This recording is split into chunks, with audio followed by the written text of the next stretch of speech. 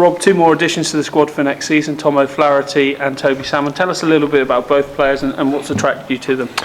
Obviously Tom first, we actually saw him playing a little bit for Ospreys and playing for Bridgend, and I think what we've seen is a little bit of spark of something different. He's got genuine pace, he's got genuine footwork, and he's very combative. He's not the biggest of players, but he's powerful. We liked a lot of the way he spoke when he came in for a meeting, and we just think he's one of those guys who's got a lot of potential, and we'd like to see how far that potential can go. So, you know, he's a young English player. He's kind of gone to Wales to go to university. He's worked hard. He's been prepared to play club Premiership rugby in Wales and be part of the Ospreys setup. And the last guy we had, you know, he was a little bit like that, and he joined us out of Wales was Phil Dolman, you know. And I think it's very important that we keep our eyes open for players like this. And as I said, he's got a little bit of something special about him, a little bit of something different. And as I said, we're quite excited to see how far they can go. And obviously Toby Salmon coming from Rotherham, another player that you've plucked from the Championship, and it's been a good breeding ground in the past.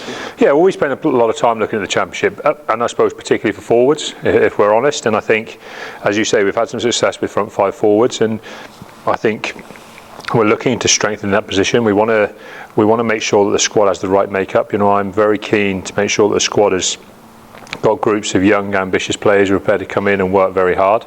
Some of those come from our academy, some of them will come from outside, and they just keep things nice and honest, and they keep it a nice bunch to coach, where, you know, we've got players there with genuine aspirations to move forward and really try and achieve things, and that keeps everyone on their toes. And as I say, it keeps the group very honest. And what we've seen in Toby is he's got the core fundamental things that we look for in front five forwards when we bring them to the club, and that has been pretty successful for us in the past. And, you know, there will be quite a few people who probably initially were surprised to see us taking Tom Francis and Harry Williams and Mitch Lees and guys like that out of the Championship. But the reality is, you know, we do study them very hard, we do analyse them very closely, and all of them have gone on to prove that they're very capable Premiership players, and indeed, you know, international quality players. So we're pretty keen to get Toby in here as soon as we can and start working with him. As I said, we've seen some good qualities. Again, we've gotten really very well with him in the meeting. He came across very well, and as I said, I think he'll be a very good addition to the squad. You talk about bringing in that fresh talent. It also gives a kick up the backside to some of the more established guys. So the right. Guys will be hungry. That's right, and I think that's important. I think it's always nice to have guys who are just here to make the most of an opportunity, and that doesn't mean that senior players don't work hard. Of course they do, but it's just, like you say, a little bit of a refresher. You've got to make sure you're out at the right positions at both ends of the squad, and I just feel that these are guys who are going to give us a really good mix. Well, that's good news. Bad news is, sadly, Dave Lewis has picked up a more serious injury than you first envisaged.